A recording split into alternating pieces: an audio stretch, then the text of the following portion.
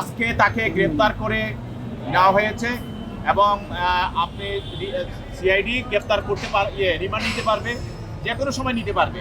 হয়তো আজকে নামার চিন্তা নাই, কিন্তু পরবর্তীতে সিআইডি তাকে রিমান্ডে নিতে পারে।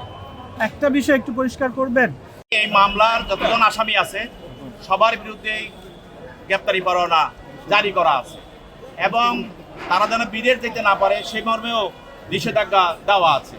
সেখানে ডন দেশের বর্তমান সরকারের যে বিচার ব্যবস্থা এবং সকল অতীতে lily whip shea mystic glowing body wash, secret to ultimate glow.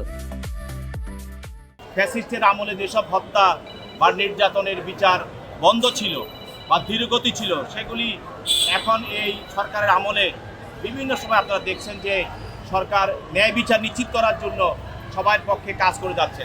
সেজন্য সে এই বিচারের ভয়ে সে নিজে পালিয়ে যাওয়ার জন্য চেষ্টা করেছিল, কিন্তু তার চেষ্টাটা ব্যর্থ হয়ে যায়।